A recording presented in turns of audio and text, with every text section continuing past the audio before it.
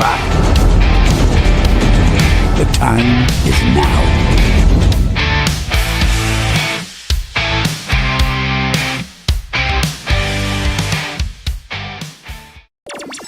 Early in the morning. Wakey, wakey, eggs and bacon. And UFC. No idea why that's come on twice, but hey ho. Good morning, everybody. I hope you're all well. I am just going to make sure me and Ian are live and I can see us on YouTube. So welcome one and all. Apologies, we are a couple of minutes late. Me and Ian were just having a gas behind the scenes. And then I looked at the time and I'm like, whoa, hey, it's time for us to go. But it was very, very pleasant. Well, obviously the presser has been and gone. Eddie Howe spoke to the media this morning ahead of Villa, and the themes will sound very familiar to anyone who's watched him all season. He's still managing injuries, urging patience with players like Elanga as they find their feet, and underlying that performance matter as much as the results. He's also been clear that tactical respect for opponents, be they Villa in the league or PSV in Europe, is key. And that's distraction doesn't help preparation. Expect a focused, no-nonsense message from him today, as we've heard. Keep improving, stay united, and don't get dragged into the noise. That doesn't help the team. Ian, like I say, I had a little bit of technical problems at the start. For some unknown reason, I missed the first few minutes of the presser due to not having any sound due to my little puppy having a nibble again on some cables at the back of my computer, and something I need to get a fix on because she's very intrigued in anything that wobbles. I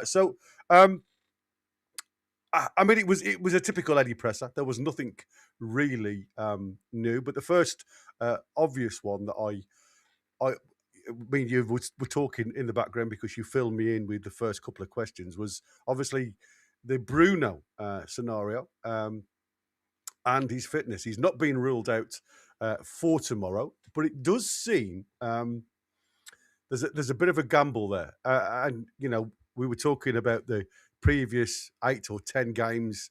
He's been unavailable and Newcastle just haven't got the results. Is that more of a mindset situation? Because Miley's playing very well. And it seems to me now, with the way Miley's playing, we've got a perfect replacement for him to rest this ankle this weekend. Against a Villa side, if I'm honest with you, certainly worked firing on all cylinders from what I saw yesterday. Well, against Everton, and not in Turkey.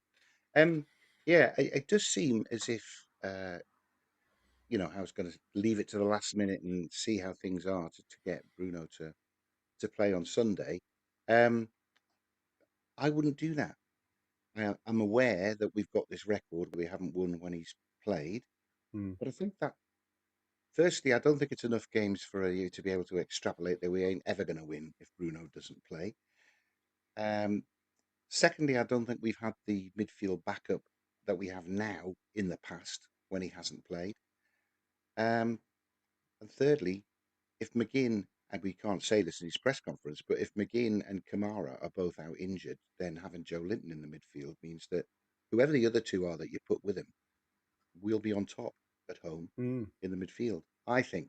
And I would not chance Bruno on Sunday. I'd give him, even if he thinks he could play, I'd give him another few days to rest and recover, because we are going to need a fit and firing Bruno away at PSG and away at Liverpool, and maybe to inspire a turnaround at Manchester City in the following week. I don't want him to play against Villa, hobble off after half an hour and be unavailable for all of those games. That seems counterproductive to me.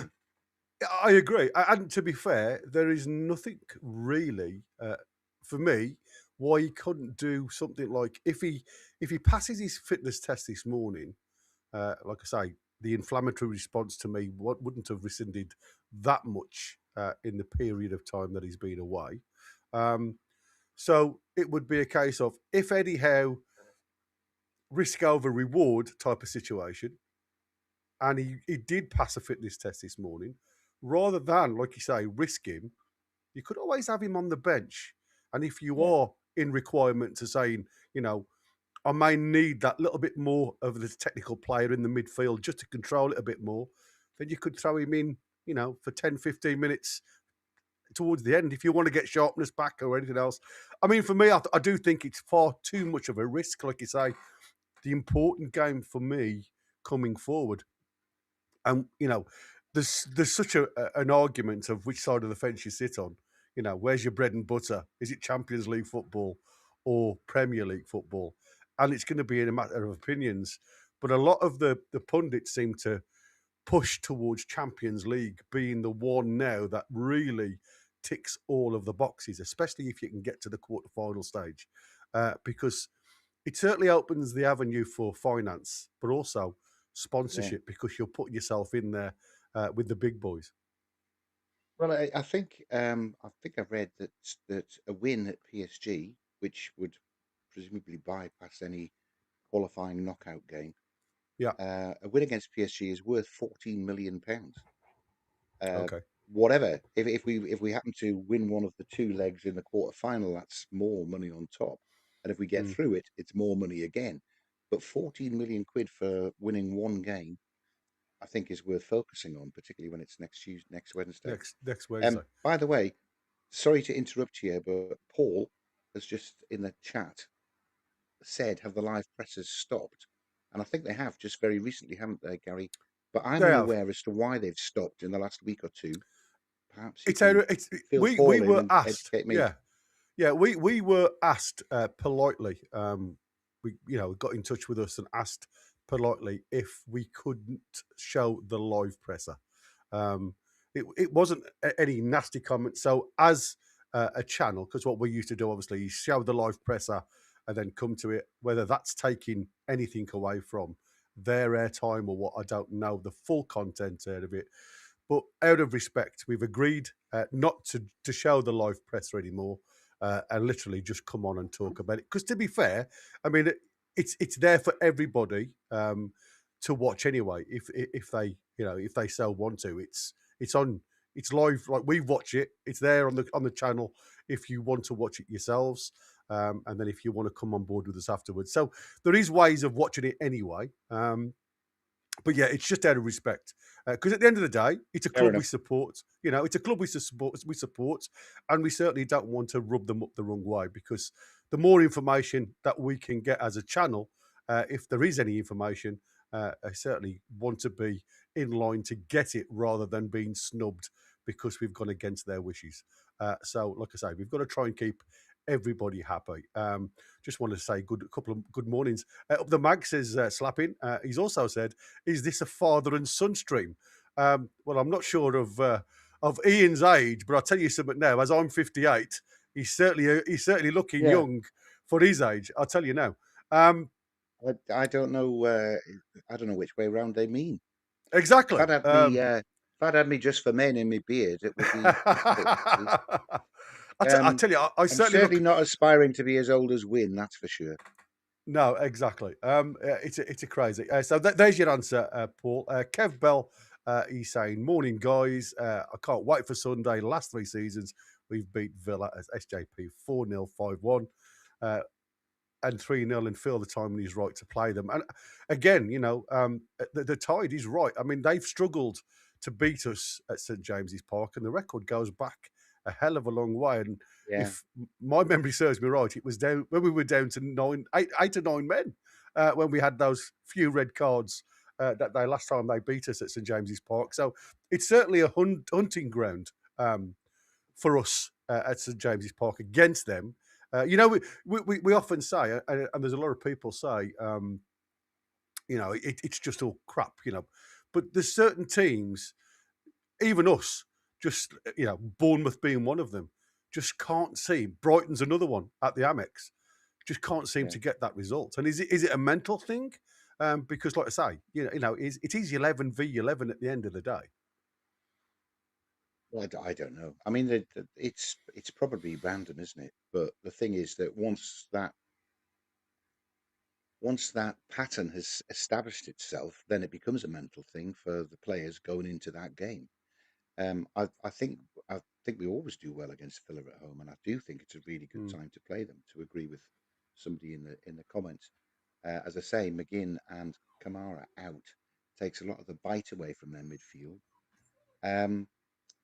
and Joe Linton looks like he's got all of his snarl back, as long as he can stay on the right side of the of the cards. letter of the law. Yeah, exactly. I think we will have I think we'll have a lot of joy in the midfield whether Bruno plays or not. So I would advocate, even if he passes his fitness test, as you say, keep him in reserve on the bench. Don't bring him on if we're already two up. If we need him, he's there.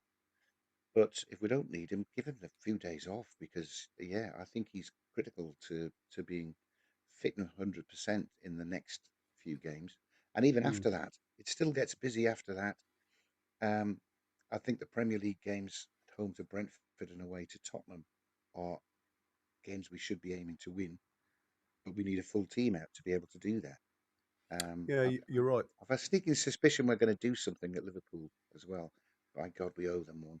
We Oh, owe we them do. And like I say, I mean, I know Eddie likes to go one game at a time, and I'm sure the lads must be thinking about the Paris trip midweek next week. So it's a case of, is that mental approach, as we've seen, because that was part of the questioning today from the journos.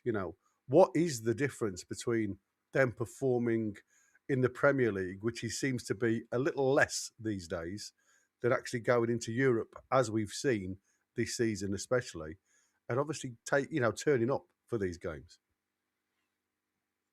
Yeah, well, I hadn't. You wouldn't assume this, but I think it's a fact that the Premier League is just a much higher standard of football than football generally in Europe. Now, there are some elite teams in Europe, I know that, but they're so much further forward than the rest of their league Mm. that the standard average, a Wolves team that we can struggle to beat their low block and come away with a goalless draw, that was a harder game for us than Oh, when it we was, played yeah. PSV, who are 16 points clear at the top of the Dutch league.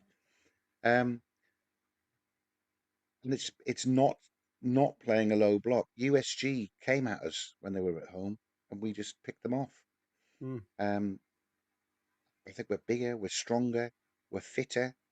So, in my book, maybe it's my black and white tinted glasses. I think we should have won at Marseille. I think we threw that away with that aberration at the start of the second half. And, we were 2-1 up going into injury time at Leverkusen. So I think we should have won those two games as well. Um, maybe even got something against Barcelona if Gordon didn't do the air shot. Mm. So yeah, I just think that the Premier League is a tougher game than the Champions League games in the qualifying league. Um, but it is odd. I mean, I don't know why we I don't know why we lined up with a 4-5-1 defence against Wolves. I mean, I'm sure you heard me advocate going for all out attack. And if you get caught twice on the break, it doesn't matter if you're putting 5 or 6 in at the other end. Yeah, exactly. I I would mean, it was an far rather interesting. do that than end up watching a goalless draw. I mean, it was so dull, wasn't it? And we had so It, much of the ball. absolutely. Michael's favourite stat: 94% successful passes in the first half without A shot. creating a shot on target.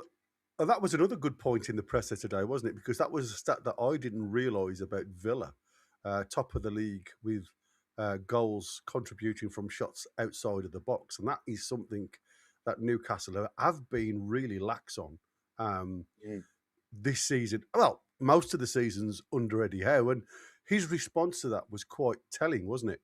It seems as though he has told players without that ability to shoot and strike a ball from distance to stay away from doing so, rather yeah, than encouraging the shot.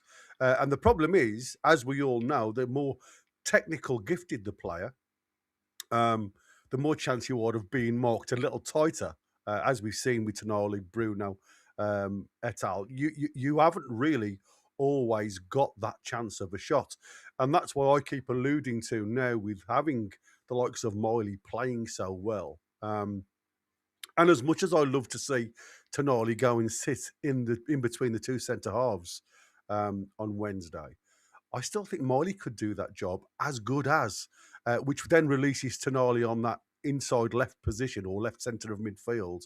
I know J7 plays there, but when you think as a cultured right footer as Tonali is, running onto the ball on his dominant foot, we heard Eddie Howe say he's probably got one of the strongest shots he's ever seen. He's certainly more capable from, as what we've seen so far, from him running from a little bit afar to get onto the ball. Maybe it's something that we need to start looking at. You know, at the minute, there's only Bruno that scored from outside the area. So two things we come know, from that. don't we, that Harvey Barnes can cut in from the left and put it in the top bins. So can Anthony Gordon. I'm remembering first minute at home against Villa last year when Villa, he did just that, absolutely. which was a wonderful goal. But yeah, I mean, I have said, I don't know, Tino Livramento, I know he won't be playing, but he gets into so many positions on the edge of the box where you're thinking, just pull the trigger. Just pull the And he trigger. won't. Yeah. He'll put his foot on it and turn around and knock it back to Sven or Mike Chow. But So is that maybe the he's reason? somebody who's been told not to. Yeah, exactly. Is that Eddie Howe's saying now, as we've heard, he's been told, don't pull it, don't have a go, be creative and give somebody else a chance. But like you say, But he does get into some great opportunities. Lewis Miley gives me that feeling as well. I keep telling him I keep wishing he was more confident to be able to take a shot or two on. Yeah. I still remember how he picked the ball up, turned around, and the goal he scored against Bromley in the FA Cup. FA Cup, yeah, it was a stunner, wasn't it? Was that last year? Yeah. That was a cracker. I mean, he has got a heck of a shot on him. We can see he can put a great corner in, put a great cross in. He just needs a little bit more confidence, I think. Maybe 10 minutes with a captain's armband will give it to him. Well, yeah, that was another point Because I want that him was to have a brought up, shot, wasn't but he'll put his foot on it and it end up going inside to Bruno or Tonali. I don't mind him doing that 90% of the time, but I do think he should have a pop from outside the box. We should do Yeah, more of it. Lewis Hall you're right. tries. Lewis Yeah, Hall tries. he does, and that's what I said. There is players in there that's technical, and I think it was Kev Bell that mentioned before about we'll just touch on Trippier.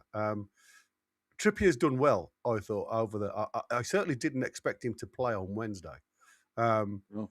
but he certainly didn't look as though he was lagging at all. I mean, yes, he came off, but I mean, that's just managing minutes. So you expect that, don't you, at his age? Can he go again on Sunday? I think, I don't know. He could do. Didn't expect him to play against PSV, coming back from injury as well. All three starts he's made, he started really shaky, I think, and then grown into the game after about 10, 15 minutes. So maybe he is able to do that because he's getting match fitness back, etc., and a run of games will help him. I think I would probably. It depends if Bruno's fit. If Bruno's not fit, I'd probably want Miley in midfield. If Bruno's fit, or they think Jacob Ramsey's got a point to prove and they play him against Villa, then Miley at fullback and give Trippier some rest because there's plenty of scope for him to play in some big games coming up, isn't there? The big game every third or fourth day. Yeah, exactly. And I think he's proven now with, like, obviously his performances in Europe. And you're right. I was happy. I mean, the game against Wolves, he did look, not was it Wolves when he played? I can't remember now. He looked a little bit. Sorry, it was Man City. Yeah, he was a bit shaky, and Doku can beat anybody. But he did look more than a yard off pace. It was more of a, for me, it was getting back up to speed with that mindset, if you like, and being in the right position. Sometimes if you're allowing Doku to run down the wing or inside of you, you need backup. You need that cover from the likes of the Jacob Murphys in the side. And sometimes when you get exposed, it can make the best fullback, Doku especially, can make the best fullback look quite weak. I think maybe, is that one of the problems with Eddie at the moment, though, because we are so low on numbers at the back? Is it a fact of Bruno being under scrutiny a little bit more because he doesn't want to play Miley in the back four, or as in he'll start Miley in the back four if Bruno's fit? If Bruno's not fit, it just means there's extra pressure on Trippier to play another game, which you can class 3 games in a week if you like. But I mean, you know what I mean? I think there's probably a definite question mark over how much flexibility Eddie Howe has on putting the squad out there, because there's other in-line problems. It's not just, is he fit, is he not fit? Because Yeah. at the end of the day, we are focusing on the rest of the team around him. Well, I am of the opinion that we've had opportunities in January to give Leo Sahar a run in right back Mm. for the last 10 minutes, the last 15 minutes of games. And let's see if he could do a job there. I don't know how bad you have to be as a young fella not to be any better than a crocked Kieran Trippier, although I agree, Trippier's not crocked. He's performing well.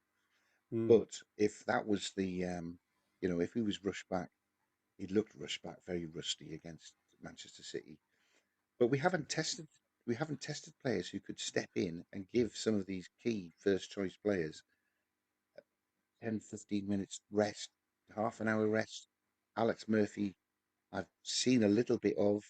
I want to see more of him. When he came on against Fulham, I thought he did all right at left back when Hall went off injured. I thought he did enough to warrant another try.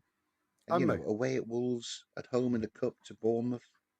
These are games where we could have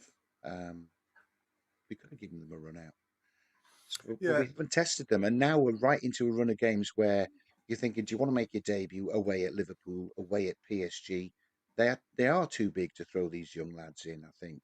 So we're going to have to keep our fingers crossed that Trips is as durable as he ever used to be, and that Bruno bounces back without missing any games at all. Yeah. I think we've hamstrung ourselves a little bit by not testing some of these By not testing young them, yeah. lads. It does question mark me, and I mean, it was Jeff O, if you like, was saying, is Eddie Howe just being a little bit pig ignorant towards some of these youngsters because they were a Mitchell signing? Is he just literally turning his nose up at potentially putting players on the field of play because of who signed them? I can't believe that. In my heart of hearts, I'm thinking at the end of the day, I'm sure he's bigger than that. It doesn't matter, who signs them. But again, it comes down to what we've seen so far from the lads that have gone elsewhere. The level of teams that they've gone to is a lot less than I expected them to be level at Yeah. regarding their career levels. Whether they're just wanting to game of football and know full well that they are going to be involved rather than on the bench more than not. Maybe that is one of their reasons and rationales, which, at the end of the day, it's their career. It's their choice.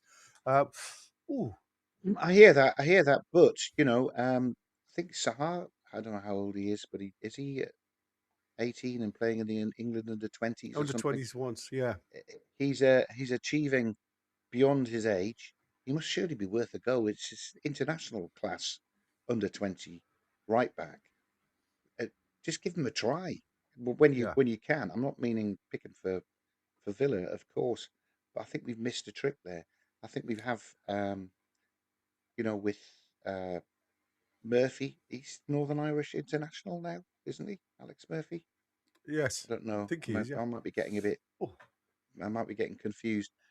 Right at the start of the season, Sean Neve scoring 20 odd goals in the under 21s last year, and we played the first 3 games without a recognised centre forward.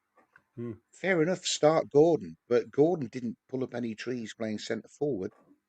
Why not chuck Sean Neve on and see what he did in the last 20 minutes? He'd have the instinct to be in the right Absolutely. place at the right time.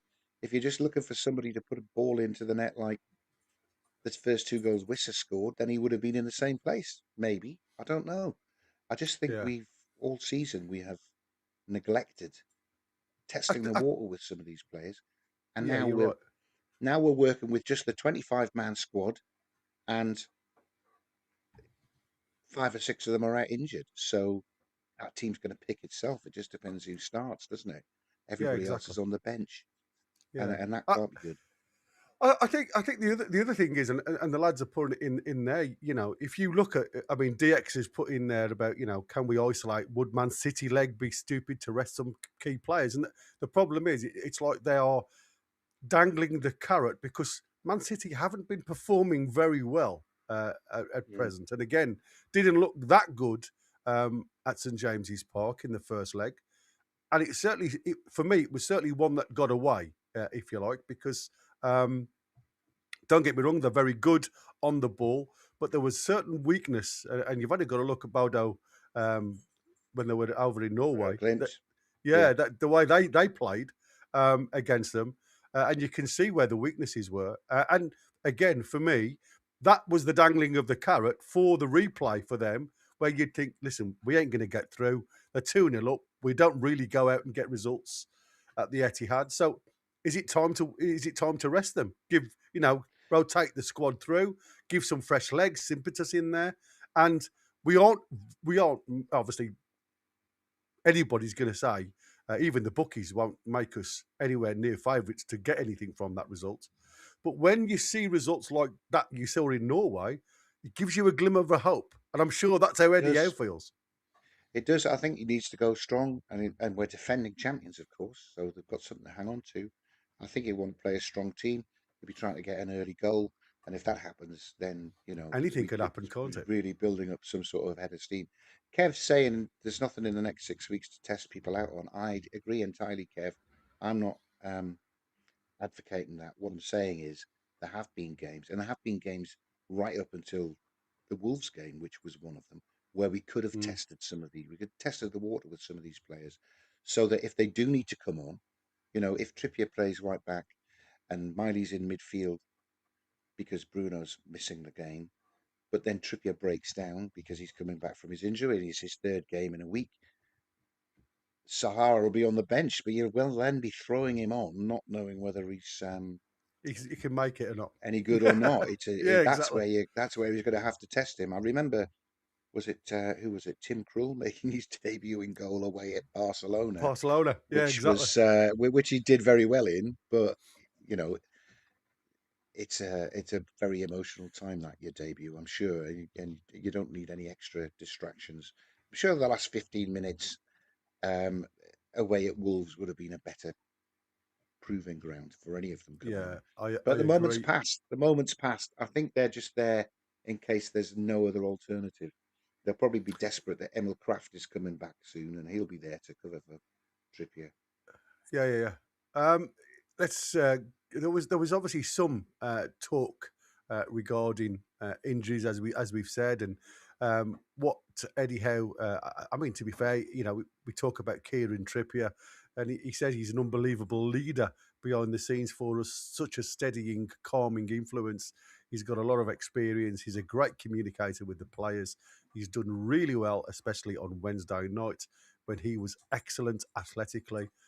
Technically very good, which has been the hallmark of his game since he's been here. So, I mean, again, lots of, high praise there for the lad.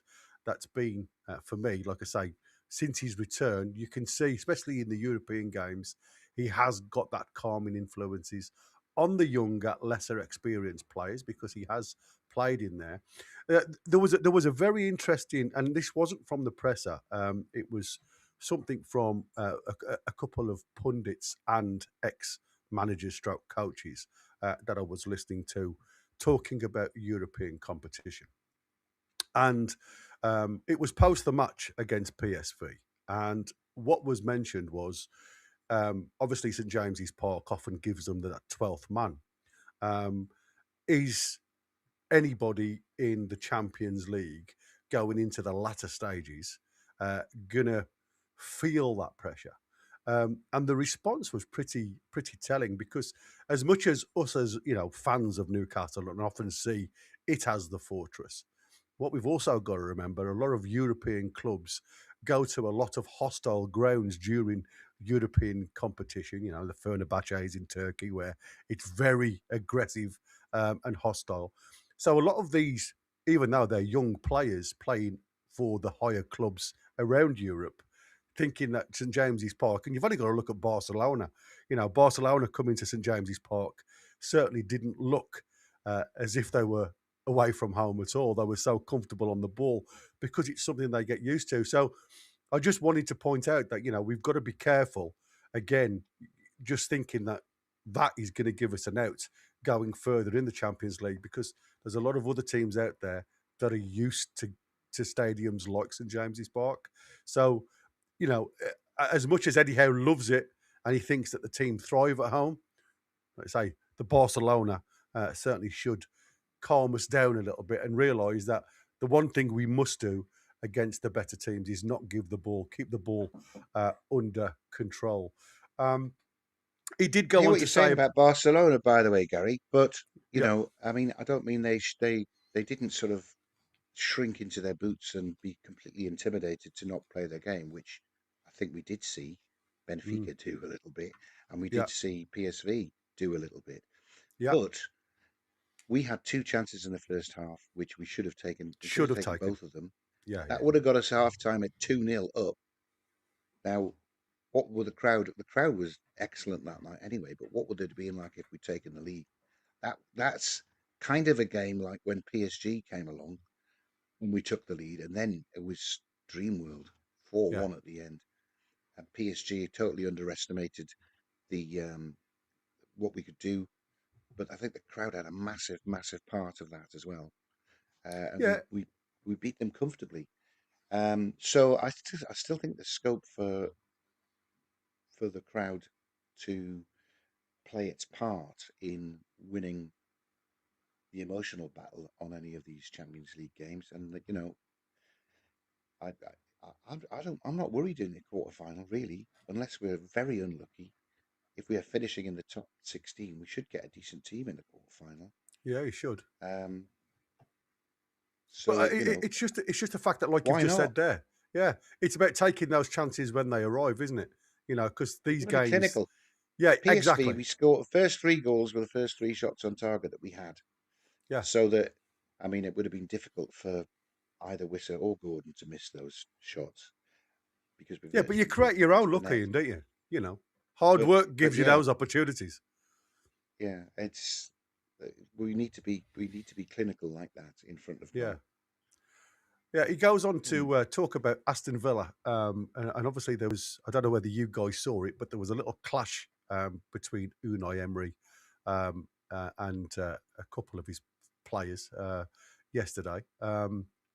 Tielemans was the one that I saw where there was a bit of a discussion and then a little shove from Unai Emery on the player.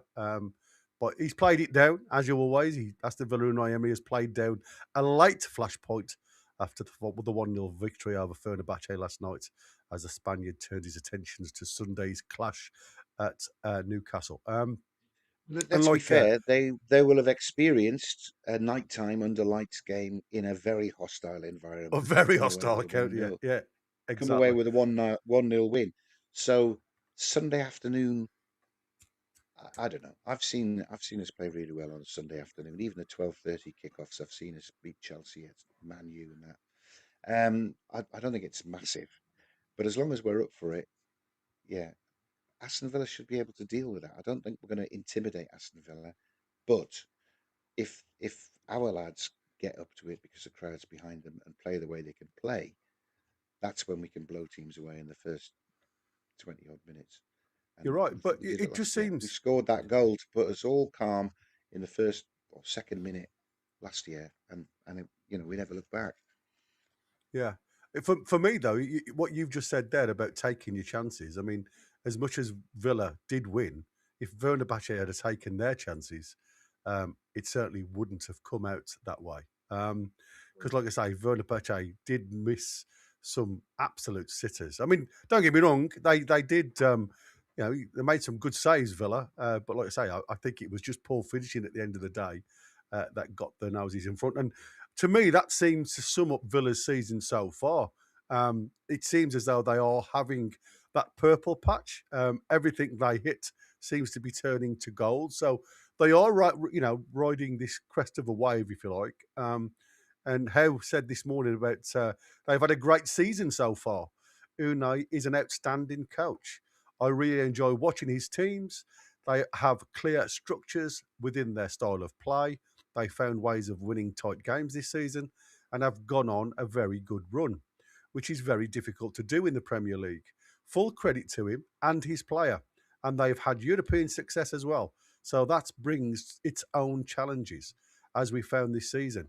So we know this will be a really difficult game. So typical Eddie Howe, playing down or equalising the opposition, if you like, to being lesser or of equal gods. History does speak for itself, though, at St James's Park with certain teams, and we've already identified that. But do you think coming away from Turkey on a Thursday night and travelling up to the northeast on Sunday will have any effect on them? Well, it's I'm hoping so. I mean, trying to work it out. We've had one day's extra rest. We haven't done the travelling that they've done, so that must take it out of them a little bit. I know it was only Turkey, but Turkey's 4 hours, isn't it? It's not like playing in Azerbaijan Yeah, or anything, but yeah. it's a decent trip. Um, and they won't have had a lot of recovery time flying back, etc. So, it can't work against Newcastle. Let's put it that way. I don't know if it's going to Mm. be massive influence on it, but I do think McGinn and Kamara being missing from the midfield will have an influence on it. Eddie Yeah, well, I Howe mean, at the top of that league of scoring goals from outside the box means that they're the team that have most outperformed their XG from their normal play, which yeah, by definition isn't sustainable. no, If you believe in XG at all. Um, but you can only win the lottery if you buy your ticket, and that is having the ball at Morgan Rogers' feet 30 yards out and yeah. expecting a shot into the top corner. Um, we should do more of it. But I I think, totally agree. yeah, what do I think? I think we've got are far more confident about it, having watched them flounder at home to Everton last week. Because yeah, that run of wins is intimidating, isn't it? But I do Yeah, remember that they'd won something like 14 games at home on the bounce when we turned up in not very good form and beat them 3-0 there, and we were worthy winners. That's not long ago. That wasn't last year because we got stuffed there last year, stuffed. but the I was year going to say, before, I yeah. think 2 years ago. Um, I mean, so I think it would have been a totally different game at Villa Park this season if we had, a strike force to mention that was firing on cylinders. And at the end of the day, we've known, as much as we all wanted to see a great start, and I did think we actually outperformed them at Villa Park. We just we did. couldn't We were a much better hit team. the onion sack. You know what I mean? And like I said, percentage just isn't the be all. You've got to create the opportunities, and like I say, for me, we do miss a little bit of creativity at times going into games. We know Barnes at that time, because of his just becoming a parent. I think it was his second child. Wasn't at the races on that left hand side at all. Anthony Gordon through the middle certainly wasn't at the races. So we didn't really, in Alanga, we all know the troubles that Alanga have been through. So we haven't really had an opportunity to go and play, like we are at the moment, where it does look, especially European games, as though that they are achieving a lot more. And it was so nice for me on Wednesday to see all of those front three score. It wasn't just a case of you're reliant on your centre forward. All of the three scored, all got involved. Alanga again looked really good when he came on. Would have scored. He should have scored, absolutely. I He, mean, like I he, say, he he should have scored and should have assisted because, to be assisted. honest, the cross for Yeah, Baltamara was nearly perfect. yeah. Um, Um, so that is good that the subs come on and are effective as well. I mean, it's starting to click. It clicks at home, doesn't it? it Bottom's is. back, so the defense is much tighter. Um, I think I think that St James's Park is becoming a fortress, rightly so. When it's not lucky. I, Um, I, it's I just just think it's just Villa getting will that play. away from home. Yeah, Villa will play very open because that's the way they play. Matty Cash likes to get up. He likes to threat down that right hand side. we know the type of football that Unai Emery tries to get out of his team, regardless of who's fit and who's not. You're right; they are missing a massive chunk out of that midfield, and according to it, Martinez is only 50-50 whether he'll play. You saw he wasn't involved last night in Turkey, but we know the swap keepers anyway, so he may be fit. But according to the reports, he's going to be a fitness test this morning to make sure he is ready for the game at St James's Park. So, for me, if we've got one or two, because I'm talking on Anthony Gordon now, and obviously there's lots of questions on Anthony Gordon's performances in the Premier League to his Champions League. We know he's now alongside the great Alan Shearer regarding Champions League seasons with goals and assists, and he's got plenty of time to surpass that. But for me, we've got to start seeing this in the Premier League, that performance, that attitude. We know he runs. We can see that he runs. And there is a relationship with Lewis Hall, so there shouldn't be any excuses for him not, getting his figures in the Premier League to match his Champions League. But again, against certain teams, I don't think what he gives us regarding his running ability, his athleticism, actually achieves anything against the low block because there's nowhere to run in behind. I think that could be different against Villa. I agree. And I think that's why, I think we said earlier on, I can't remember if it was live or when we were talking beforehand, the Champions League teams don't play a low block. They're into the Champions League. They're all going to come out at you because they think they've got to pick up points. And that doesn't happen in the Premier League. But Villa will not play a low block against us, I don't think. And so that should suit us. We should be able to see us press. We should be able to see us moving forward. We should be able to see the spaces to be able to get through to get some shots on target. Fingers crossed. Yeah, he did mention Anthony Gordon. He said, "I think it's just one of those random things regarding his performances in the Premier League. He could have easily scored in the Premier League, but he saved his goals for the Champions League. It's a strange one to work out how and why these things happen. I've been pleased with his contribution for a while in both competitions. He's consistently hit the physical levels that we ask. He's hit the attitude that we need. I still feel there's more to come from him. He's an outstanding player, and I think he can deliver great things for us. But he's really committing and trying to help the team." So, I mean, obviously he's showing all the metrics and the distance running, but it's just that final third that we don't see in the Premier League. And again, that it only looks to me as though the Premier League is a bit of a different animal to European competition, and I think it's there for all to see.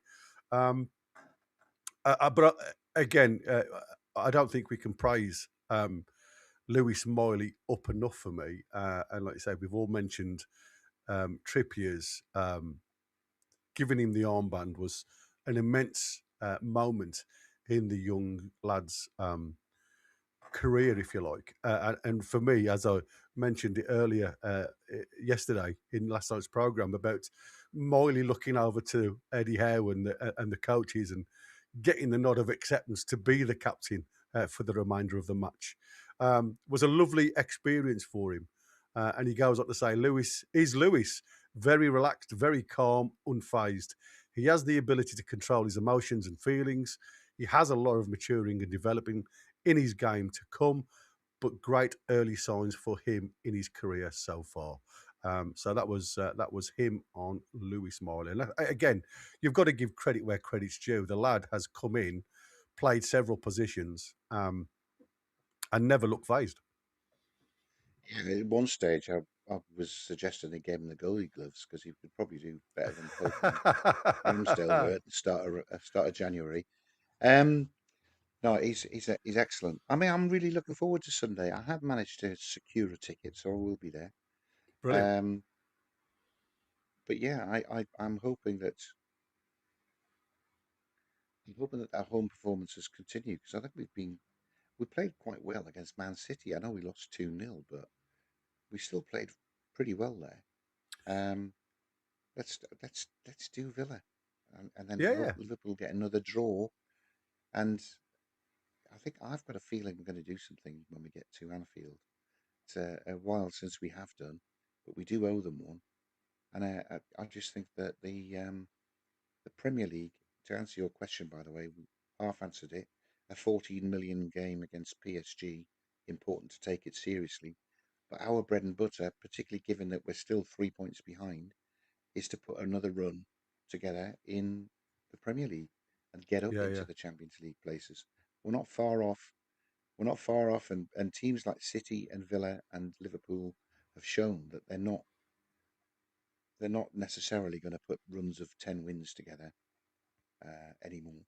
I think what Emery was talking about when he said they weren't contenders for the top five is that his squad is quite thin. He's got no scope to add to it, and he's had to sell Marlon, I think it was.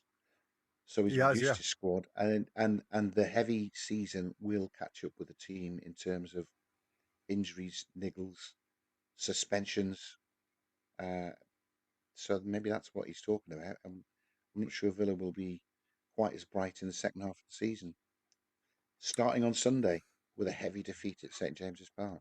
Yeah, that'd be cracking. I mean, the real DX has made a cracking comment here. Dream scenario would take 4-0 half-time lead against Villa and then stick 4 subs on. Definitely a solid 0.3% of that happening. Yeah, I agree, mate. Like I said, I'd be more than happy to have a 4-0 lead at half-time. But again, we have to shoot Right. from outside the I, box. I would, I would, I'd be happy with a 2-0 lead and scoring on the hour mark. Then he can bring his subs in. Anything, yeah, yeah. I mean, if we can go in at half time, it certainly makes the half time talks a lot easier, doesn't it? If again, it's a performance, isn't it? You know, you have to get that performance.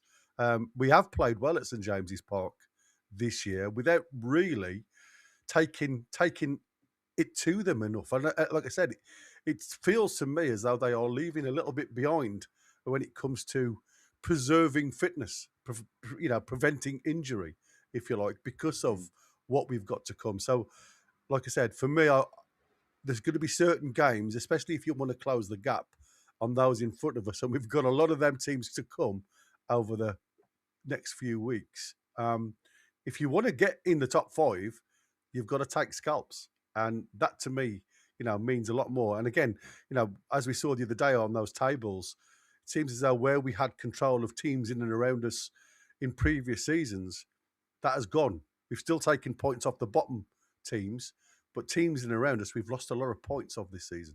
The West Hams, alike. And that's something that we need to change mentally. It does seem as though we do get up for the bigger teams, and obviously as Aston Villa are doing really well this season, I'm sure the lads will be motivated to prove a point.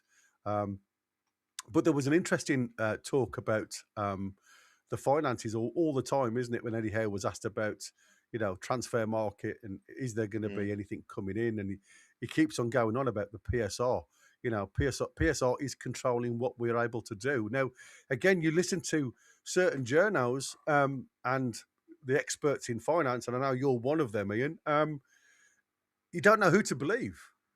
You know what I mean? You don't. You talk about the money that we had in for Isaac. We also know a lot of the journos say we should have a pot of around about 100 million to spend. Then you heard that there was a potential 25 million for the January window.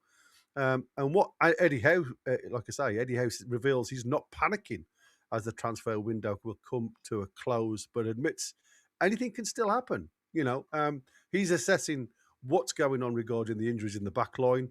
Is an area of weakness, which I think we all know there is. When you look at Tino's lengthy delay now, it puts a lot of pressure on the likes of Trippier to play. Again, his age goes against him. Louis Saul, we haven't got a natural cover for Louis Saul. Doesn't seem as though Target is going to come back from Middlesbrough. It seems as though that's a fix. But even though they have extended that, so it's not, a closed door at the minute. The door is still ajar for them to bring Target back. But is that improving the squad that we've got now? Does that make it any different towards maybe even Dan Burn playing as a fixture at left back? And I know that's not something that comes easy out of my mouth because it's like Alex Murphy. The one thing people talk about throwing Alex Murphy in from the moments that I've seen Alex Murphy play at this level, not his own level. He does well at his own level. And I always say you've got to achieve that before you're going to be comfortable in the Premier League. But the moments that he's had for us in the Premier League, he's looked a little bit lacking of that attacking motion. So we are halfway men when it comes to defence with Alex Well, Murphy in the team. I'm going right back to when you started that.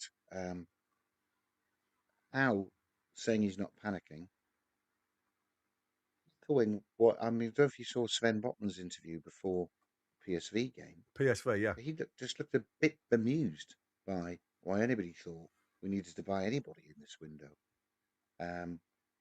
They think that they're capable of playing game after game after game, and Byrne and Kraft are close to coming back. So Botman's just, why on earth do we need anybody else to come in?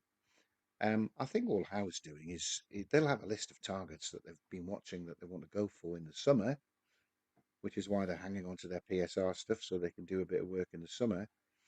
And if they can bring any of those forward at a sensible price, they will. But it's getting it at a sensible price, isn't it? Because they're always a premium, really, to try and extricate somebody in the middle of a season, particularly if they're playing well and there's somebody who you want. Yeah, look. Yeah. And I'm not saying he didn't play well. Christensen said, and I remember him coming forward on that and contributing to some attacks. He was only on about 15 minutes. He was. But I was pleased to he got on, and I thought that was the testing of the water so that we could have had him covering some of these games. But and again, correct me if I'm wrong, but for anybody that sees him playing at under 21 level, tell me if you agree that he played exactly the same at Premier League level. And Steely's saying the same there. I disagree, Gary. Murphy can get forward. He can. But to me, it was just rabbits and headlights. Now, whether he had been instructed to be that way inclined and not push on, I don't know. But again, like I said, I can only talk about what I see. And the difference between Alex Murphy playing at under 21 level is chalk and cheese to what I saw in that cameo performance. And that's what I said. I can only go on the cameo performance. He certainly didn't get above the halfway line. That takes a hell of a lot out of the rest of the performances, because what you're having then is your midfield inside left to go out on the overlap on the left-hand side if Anthony Gordon comes in or Harvey Barnes comes inside. So it changes the structure of the way Eddie Howe sets up. And that's what I'm saying. If you're going to bring somebody else on to replace, unless you're going on to that mentality of let's just sit in and hold. And I would do that if you would to go up and go, say, 3 goals in front. That's what I'm saying. There has been plenty of opportunities to throw Alex Murphy on to give Lewis Hall a rest when you've had the lead, as we saw on Wednesday. And there is something not connecting with me why he doesn't do that, because he's more than capable of sitting in on that defensive mode. Yeah, I mean, he's trained with the first team for more than a year. And Howe must see him every week training, and he doesn't fancy him. So it's a shame, I think, because I don't think, even if he was a little bit nervous making his debut and the few cameos he's had, you cannot really judge him on that. No, that's what I said. Lewis Miley probably looked a little bit lost in the headlights the first couple of times he came on. Can't remember, actually. He was. He was subbed a lot of the times, if you remember. But he's grown into a first team place by virtue of having played there. And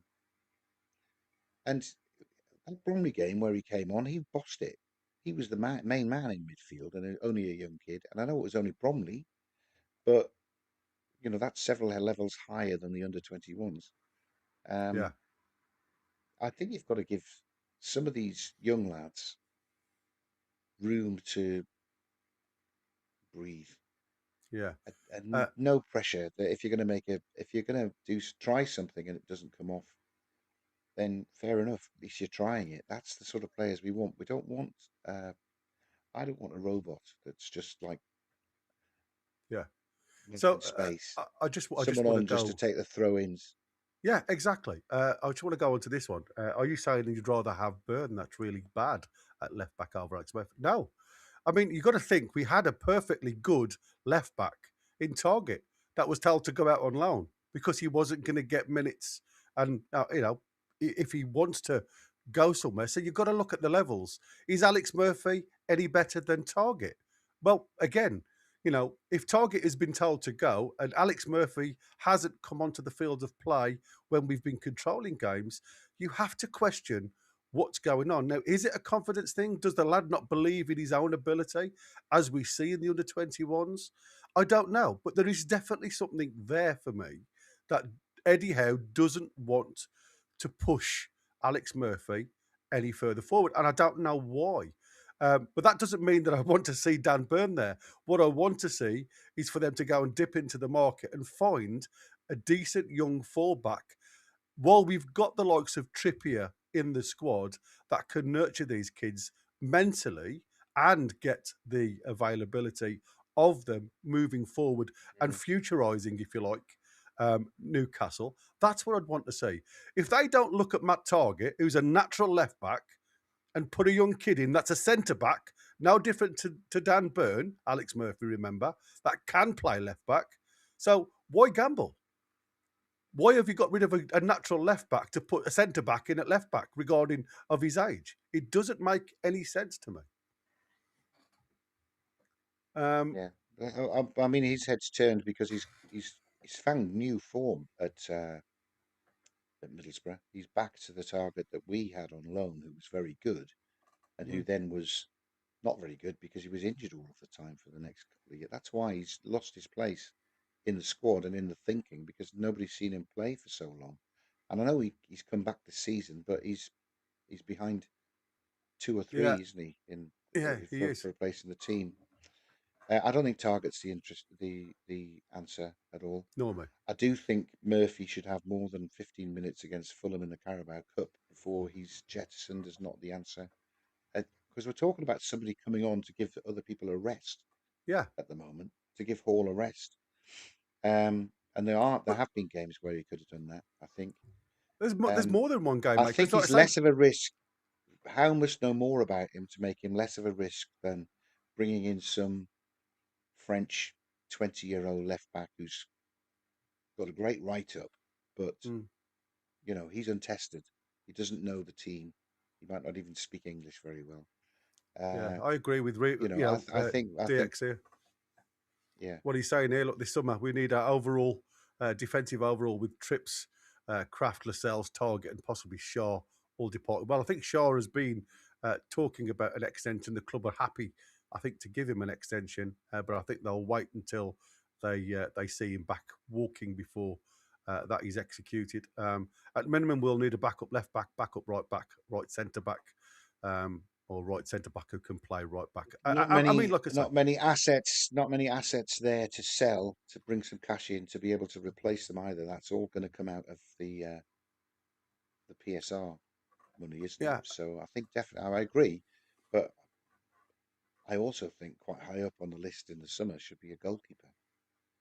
Oh, definitely, definitely. Especially if they want to start playing as the keeper, being that extra defender, um, Mm. with the European competitions in mind, because you see that a lot more these days, where the keeper will be that extra defender with his feet when they take in like goal kicks, especially if you want to play it from the back and control the game a little more. So you're right, and again that just seems not a gimme these days. Goalkeepers seem to be few and far between when it comes to picking the right one. And everybody keeps talking, Trafford could fill that void. And I'm still not sure that Trafford's the answer. But Eddie Howe thinks that's the way forward. I Mm. mean, I know it's been put back on the back burner these days, but it seems to be very much a thing that we need to be talking about, and discussing about. Goalkeeper must be a priority. Fullbacks need to be a priority. Are they just now waiting to discuss the future with Tino? Well, like I say, surely that should have already been done.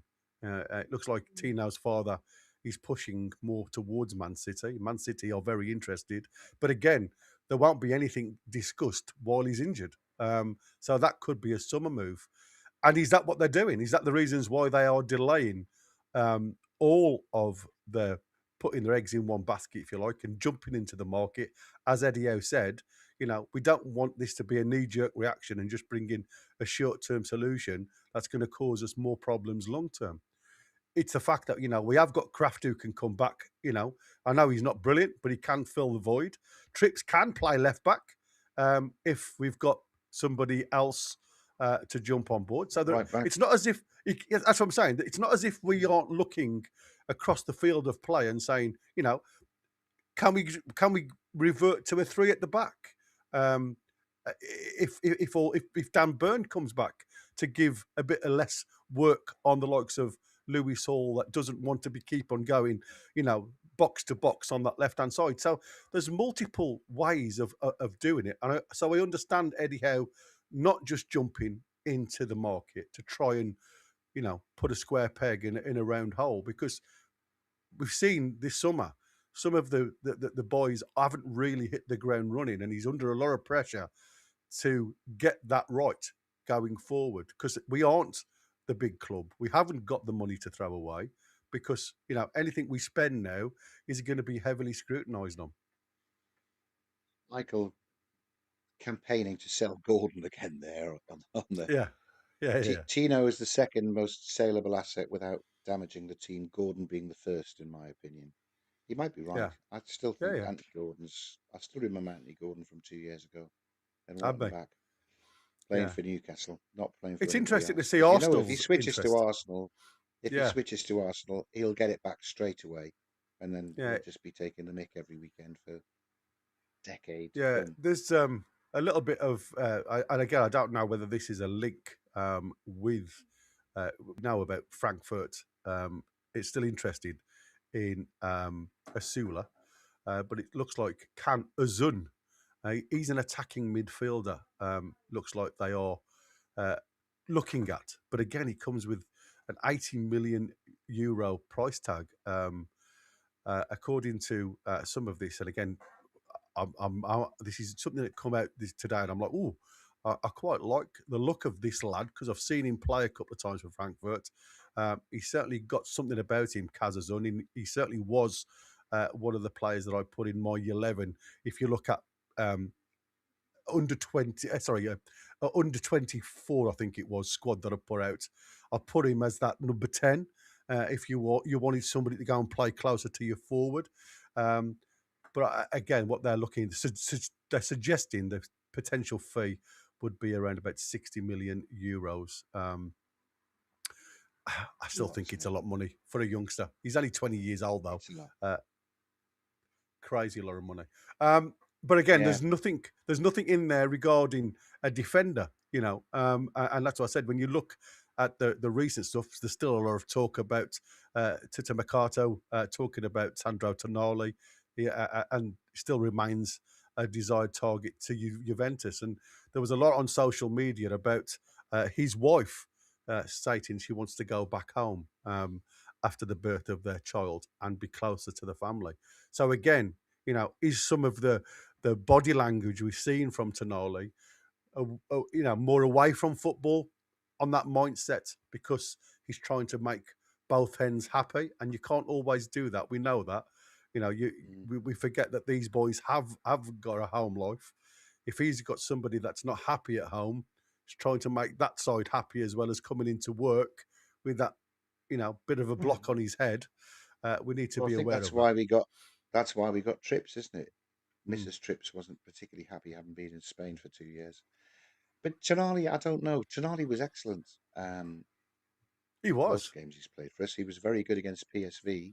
And I know he had a bit of a dodgy patch where everyone was saying he'd been dropped off a little bit. But I seem to remember him being kicked up in the air and having treatment game after game after game and not missing any games.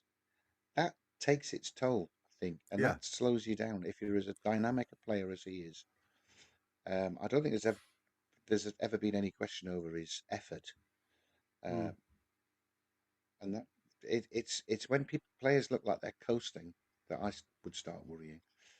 And I don't think I've seen Tonali trying to coast through a game before. I've Yeah. seen where nothing will stick to his foot. Yes, but I don't know. Time will tell on that. We Yeah. certainly get decent money in for Tonali if it comes to strengthening the back line. He could Yeah. probably strengthen the back line just by selling Tonali. Tadali. Yeah, exactly. The trouble is, it leaves a massive gap in that midfield that you've also got to try and replace, haven't you? I know there's What you been a mean lot of names. A Miley shaped gap? Yeah, but that just makes it thinner on the bench. That's what I'm saying. You start literally looking. Again, we're talking about moving those pegs up the board, aren't we? 5 and 2, as Win'd say, with the matches. You've got to keep replacing the ones that you're leaving, and we found it I know difficult it's with the Isaac, isn't I, it? I know it would be super expensive, but I would love to bring Elliot Anderson back. I'd Oh love to get Christ! Man City be after him and him come to Newcastle for far less wages because he just wants to come back to Newcastle. Because I don't think he wanted to Yeah, go. no. But Yeah, I and mean, like I say, if there's a space in the midfield, then he would be my first choice. yeah, and I think that is the thing, isn't it? We aren't always privy of what's being mentioned behind the scenes, family wise or anything else. And like I said, he certainly hasn't been the Tonali that we come to recognise. But that's been the same with Anthony Gordon. It was the same with Harvey Barnes. It's been the same with Elanga et al. When you go to look at his Forest games. But again, all of these people have just come and become fathers for the first, second, third time. How many? You know, there has to be some mindset shift when it comes to personal and career mode. And sometimes we forget that they aren't robots. They're not just going to keep turning up and performing and performing and performing to that level. There is going to be a change. And I think the biggest problem with Newcastle when it comes to overseeing that and trying to support the players, we just haven't got the depth of squad as the other teams have. I mean, look at Oscar Bob. I would have thrown my hat at Oscar Bob coming to Newcastle, and yet he seems to be an also run at Man City that they can just move on and not really, worry about it. Is he ending up at Fulham? Has that gone through yet? Are Well, they talking no, about that? it looks like Newcastle have had a look at a 11th hour chat with his agents, his representatives, to try and find out what he wants personally. I mean, I think that would be great for us because it just opens up another avenue. But what it also does, if I'm honest with you, it makes that movement of Anthony Gordon going to Arsenal a little bit closer to me because you wouldn't be looking at another winger unless Jacob Murphy, would be the potential one to be moving sideways a little bit more. Liverpool can surely find 80 million for Jacob Murphy just to get the most out of their 130 million Yeah, investment with Isaac. get the charger, yeah, for Um, the mouse. I'm not sure. I'm not sure about Oscar Bob. I think, It gives you something else, doesn't it? That's what I'm saying. if it allows a bit of trading if we want to do that. But I would hate to think that you might be brought in to replace to write off Alanga. Somebody ages ago in the messages, and I couldn't find the opportunity to agree with them because they said they thought they were the only one who had high hopes for Wissa and Alanga in the second half of the season. I have high hopes for Wissa and Alanga in the second half of the season as well. I think Wissa is just coming up to match fitness. He's just getting confidence in this strange posterior ligament damage in his knees, just Yeah. getting his confidence back in his own body. And with Alanga, I think we've seen two far more encouraging cameos in the last two games. So Yeah. yeah, I think let's get I those agree. boys fit and firing. But my only problem, like I say, I think there's room for players the likes of Alanga, again, depending on how Newcastle play and set up, because he has got the pace to run in behind. But that will only be effective if we stop the press. That's what I said. For me, he's not the one who's got the ability to actually beat a player one on one with skill. He can beat a player with pace. And I think that is where, for me, the likes of Oscar Bob, who gives you that little bit of a different animal. He's got a bit of pace. He's got a bit of skill about him. Low centre of gravity. I do think you're absolutely right. Wissa does look as though he's turning that little corner now. Still needs a bit of match sharpness for me. He's still a little bit lacking on that.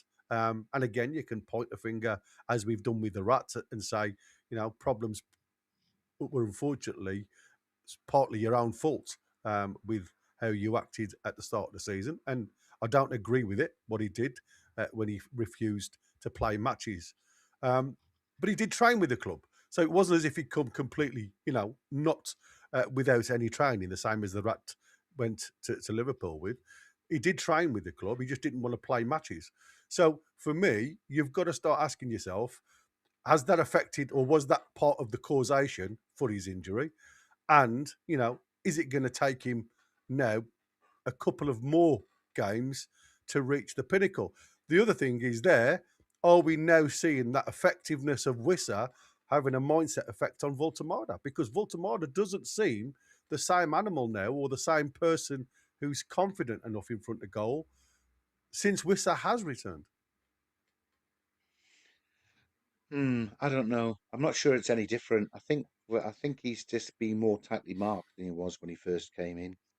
And his little sort of trap the ball and lay it off around the corner is difficult when there are two players right up your backside. Voltemada gets pushed over too easily, and he thinks it's a foul, but it's not. It's a Premier League challenge. So he's got to work that out.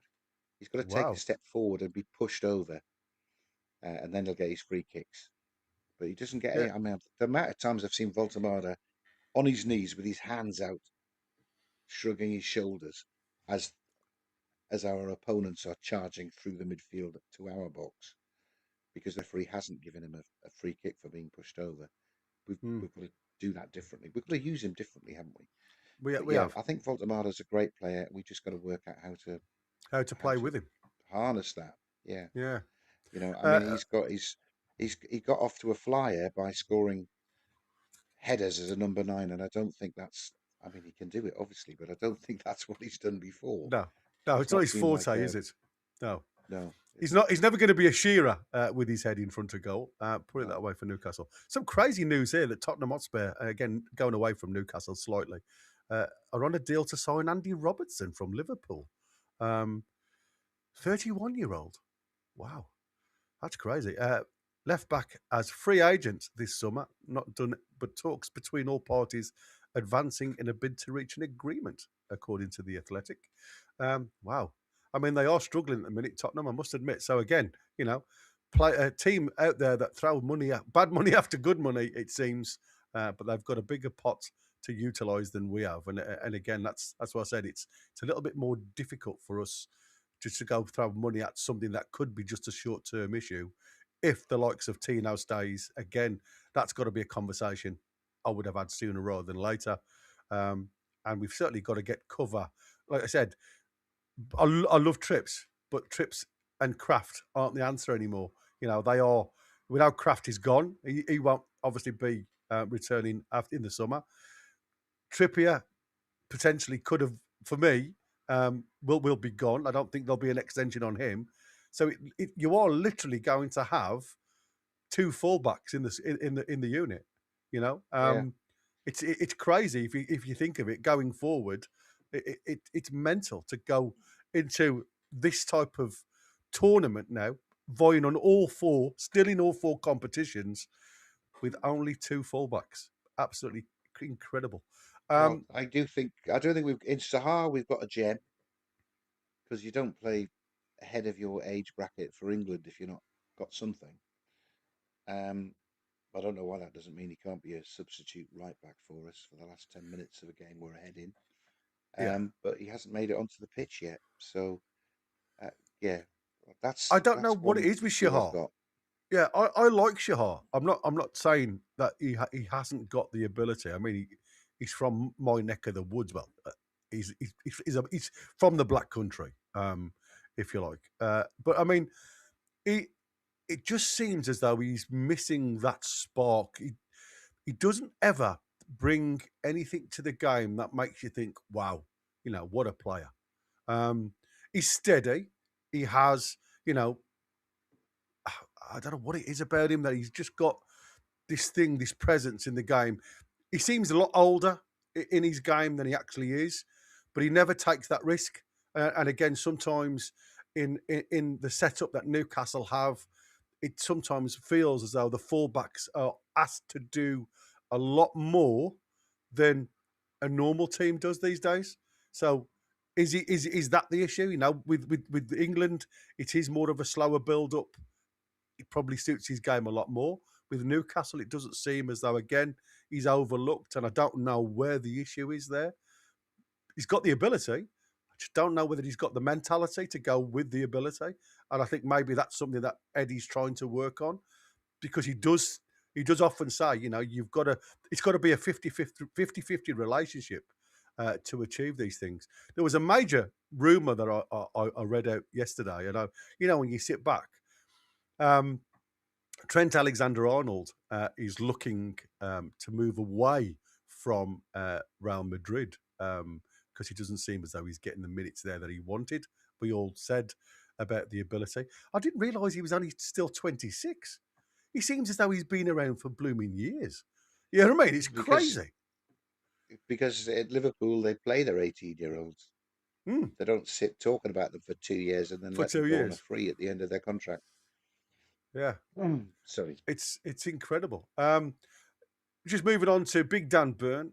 He's talking today. I saw around the Champions League game, he is out with the players today, if possible. The first day he's training fully with the group and taking contact. And that will be the key thing for him. But he's desperate to get back involved. So, yeah, he's been training with the boys, but he's not been in the fully contact side of it. He's just been doing the donkey work, I would imagine, in and around the cones and stuff like that. So today in their training session this morning, which will be taking place now, he will be having that impact side of the game to see how he reacts to that one. So it will give Eddie Howe, again, it was a bit tongue-in-cheek with the answer about will it be like having a new player in the club when Asula and Dan Burn come back? And I suppose, you can look at it both sides. Strange question for me. He'll be on the bench against Villa if he comes through today. Oh yeah, haven't been knocked over twice. He'll be on the bench because he's another Trippier-like leader within the squad. So that he's a person they need in the matchday squad. I agree with that one. Him. Yeah, he does give you that extra little bit about him. He has got that S-housery about him at times, and I like to see that in players, and that for me is like a wildfire. When you get somebody who's willing to put the body on the line to a degree, and again, unfortunately, he's not young anymore. So, like I say, he does take the recovery a little bit longer when you get to a certain age from some of these injuries. So he has to be careful not to, to be led by his heart and concentrate more on the game mentally rather than just throwing yourself in. Because, like I say, if he does pick up a knee injury or something like that, it could be the end, like I say, of a very good career at Newcastle. And I want to see him continue for at least another season, if I'm honest with you, because I think he's a really good backup defender. Like I say, he's not one who will shy away from having a go at left back, even though we all know we don't want to see him there. He'll certainly wear that leader's hat and say, Gaffer, if you want me to play there, I'll play there. You know what I mean? And there's players literally that won't do that. There's players that'll say, I ain't comfortable with that because I ain't going to be the one who has the finger pointed at them and say that, it's your fault that we've lost the game. I wanted to ask you, Ian, there was a crazy question towards the end of the presser about contenders for the top five. And it was something like, Unai Emery has come out and stated that he wasn't thinking he'd be in contention with the top five, somewhere along them lines. And then Howe on being a contender for the top five. And he went, the Money League are interesting reading. We are a long way to go with revenue. I have always had the belief you had to try to outperform your resources. Now, obviously, there was a talk about the money side of it from the Dwar findings that we are 8th in the league when it comes to wages. And the question was, should we be 8th in the Premier League? It's a funny question for me because, like I said, we have outperformed where we should have been from, he's set. I mean, I'm not going to count his first year in charge, but from what finishing 11th and finishing 4th, it was a massive achievement with the players that he had, Mm. and it's been that type of fight ever since. In the higher reaches of the Premier League, again with a lesser squad than the big guns. So surely it's always going to be, outperforming your achievement to a degree because of what financial clout you've got or not got regarding the PSR. Yeah, well, I think there is a correlation between the wages you pay and where you finish. It's not a perfect straight line, of course. No. And if we're the eighth highest wages, um, therefore we should be finishing eighth. And Howe's saying he's maximising it, so he wants to overachieve. Well, after that fourth place finish, I think we finished sixth. We finished fifth last year, so he's doing that. Of more interest to me is a new training ground that could attract a sponsor, a run in the Champions League through to the quarterfinals, um, a run in the Premier League that gets us into the Champions League again next year. All of these things are closing the income gap in leaps and bounds where we can afford a little bit more. It's a slow process. We saw that sometimes you fall foul of it and you have to sell some of your assets just to get out of the hole you've put yourself in because of the rules that are set up to hold us back. But we shall overcome, as they say, and I think we're in a stronger position now to push on. The key will be getting an extra 20,000 people into the ground to watch every home game. That's a long way off. That's a long way off. Yeah, exactly. That is the key, and I do think that increased sponsorship, and we've got some extra things that we can gain sponsorship on, and sensible trading will help close the gap so that we can acquire enough players to put an 11 out that can compete against the teams that are spending twice as much on wages. Twice as Let's much, be honest. yeah. If Haaland's on 450,000 a week, he can still be completely anonymous like he was in the game at Newcastle a fortnight ago. Absolutely. So just, there's not a perfect correlation between the amount of wages you're paying and the quality of the player. I think Anthony was on 300,000 when he went to Man United. So there's proof of that. Yeah, exactly. So yeah, I mean, Emery was funny though, saying he didn't think he was a contender for the top five when he's sitting in third place with a gap of about 10 points down to fifth place. Yeah, But interesting. I think he's getting annoyed at PSR holding him back and him having to sell. He wouldn't have wanted to sell Marlon on a squad he thinks is already threadbare. And losing McGinn and Kamara, I think will put them into a downward spiral until they come back.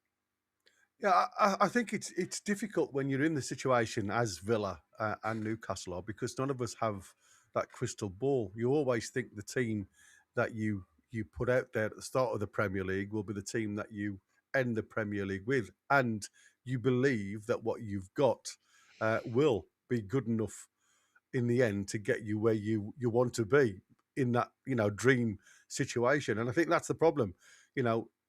As Eddie Howe said during his presser, it's unfortunate we haven't had the amount of injuries that we've had in the past, which is a good thing. The problem is all of the injuries have been concentrated on one area, which puts a lot of strain on the team per se, because you're expecting to do a lot more work for the defence, and we saw that. I really think our midfield worked really well and battled really well in the Champions League. It's certainly something I want to see more of in the Premier League. It was great to see the likes of J7, as you said, seems to have returned to some of his best football.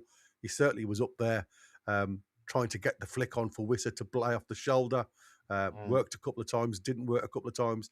It was great to see Harvey Barnes running in that diagonal from the wing inside and not stretching the game as much. I think sometimes we isolate the forward lad, whether it's Wissa or Voltemade, too much for me, when we try and push wide too much and separate their back line. Teams now that play two natural sixes fill the gaps anyway. So there's, and if you look, and I have been critical over some of our play, because when we go to the 4-5 or the 5-4, the gap between the defence and midfield that still allows teams, the likes of Brighton, who exploited those positions against us, sit in the gaps. Man City did the same. They sit in the gaps because there's too much space there. There's not enough emphasis on the back line pushing towards the midfield to close those spaces off.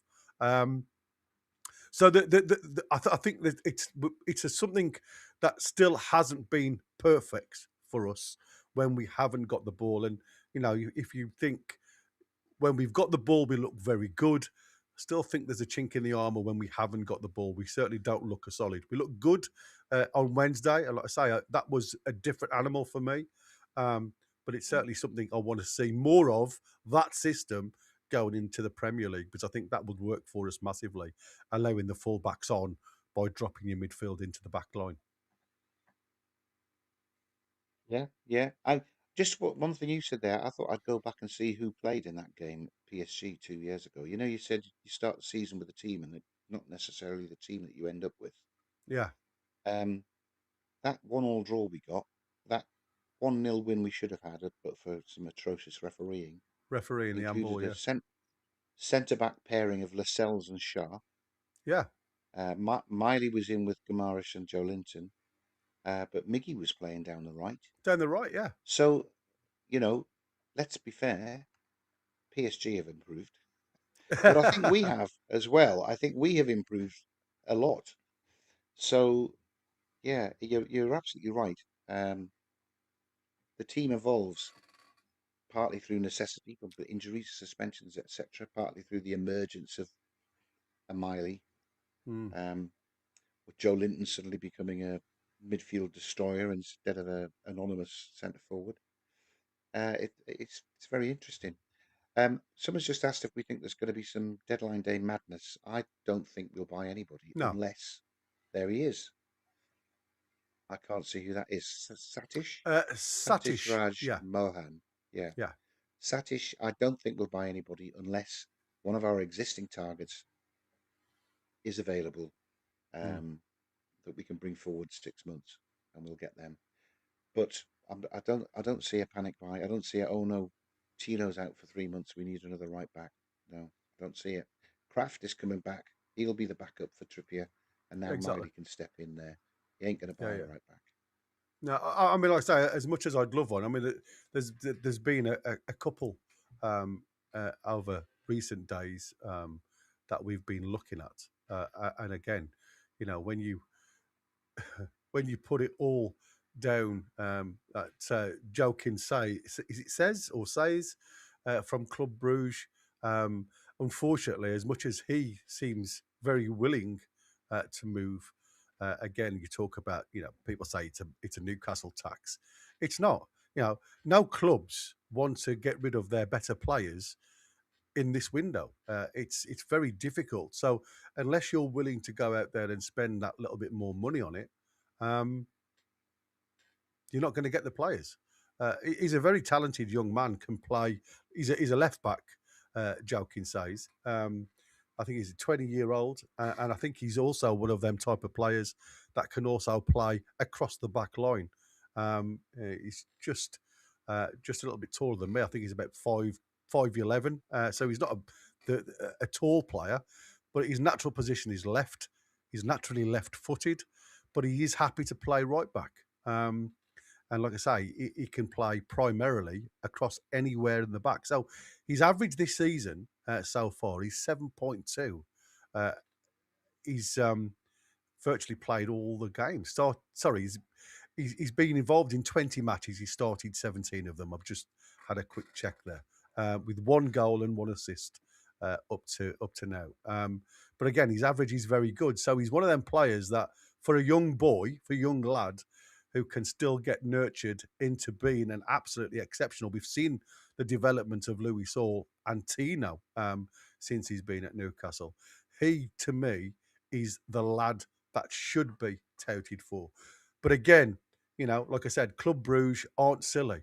They're in the market to make money. So they'll put a big wage on this kid, as in, to buy him, it's going to cost you 20 million more than his value is. At the minute, they reckon his value is around about 17 million. They want 35 for him. So, if Newcastle are going to go there, what they need to do, what they need to do, is make the plunge and say it's a risk and reward because he's got the age to develop further. 35 million for a good defender, as you saw with Chow, isn't a lot of money these days for what good defenders go for. And like I said, Trent Alexander, Trent Arnold. I'm not going to say anymore. He apparently they're saying because he went for 10 million, wasn't it? They paid for him. They'd let him go for 45 million. Real Madrid. But again, it's wages. He won't come to and pay what we pay our players. He'll want wages. So again, it's certainly one I'd love to see. As a standing. Can you imagine that coming on loan as our right back? I know there'll be a lot of players, a lot of fans out there that'll disagree with me. I'm sure there is, but the quality that he can bring regarding passing the ball, as we've seen in his Liverpool days, has been crazy. I certainly wouldn't go anywhere near Sterling, if I'm honest with you. At the minute, I don't think he's any different to what we've got with Elanga. All I think we need to do now is get Elanga settled. Yeah, I've not given up on Alanga yet. I'm not sure Sterling, if he's available, he might be a fabulous squad player because he could play centre forward as well, can't he? Yeah. He could be a centre forward that Voltemada could play behind. I don't know. Newcastle I've never signed for thought their about Amazon Sterling. package. Geordie Dan's put in here breaking news: Newcastle signed for their Amazon package. Obviously, they're going to do a second part to where they are now in their development, as they did that first one with Amanda.